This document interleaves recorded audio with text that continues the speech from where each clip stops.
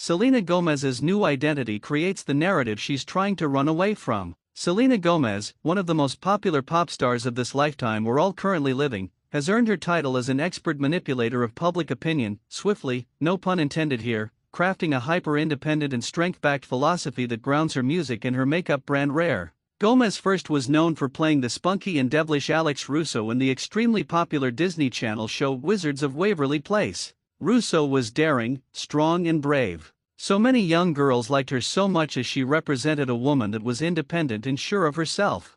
Following her electric success from Disney, Gomez catapulted herself into an untouchable music career, releasing hit after hit and selling out stadium after stadium. From starting out with a band attached to her name, enter Selena Gomez in the scene, to finally making it on her own, Gomez impressively mirrored exactly what the public wanted from her at the time. Allow me to provide you with an example. When she toured with her band, Gomez focused a lot more on leaning into that youthful, fun kind of energy with popular 2010s tracks like Naturally and Round and Round. At that time, she was seen as this kind and cute kid, and she played into that so well that her career skyrocketed. Welcome to my channel. If you are new here, please don't forget to like, subscribe and hit the notification bell so you remain updated on your favorite celebrities. When she entered her long-term relationship with Justin Bieber, her music reflected being in love, both the fun parts and the blinding heartbreak. I say all of this here to point to the fact that Gomez is an incredibly calculated person. She has every marker that follows the ultra-rich and successful, being able to lean into public expectation and emulate exactly what everyone wants from you.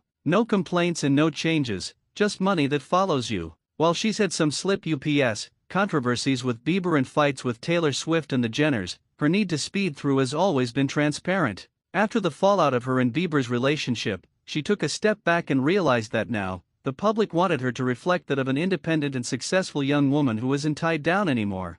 Following that realization, she released more solo music, taking a sultry seat with her voice in Good For You. By this point, Gomez had realized that her new persona should be one that promotes an almost hyper level of independence, and her creation of Rare, in which the brand is all about self-sufficiency, solidified this fact. Perhaps this in particular is where my opinion in this article comes from. Why now, after all of the hurt and pain she suffered with Bieber and all of the hatred she received from that mess of a relationship, would she make her newest identity centered around a very public romance with Benny Blanco? While I do think the general public had an underdog expectation for Gomez that, after Bieber married Hailey Baldwin, now Hailey Bieber, she would find her Prince Charming one day, I personally don't think that her intense launch of her new relationship will play the cards correctly in the next couple of years for her. The most important thing to me that should be understood, from my point of view, about Gomez is similar to what I mentioned before in the sense that she's incredibly adaptable and smart. She clearly has a hold and lock on the way that her narrative is created, especially these days.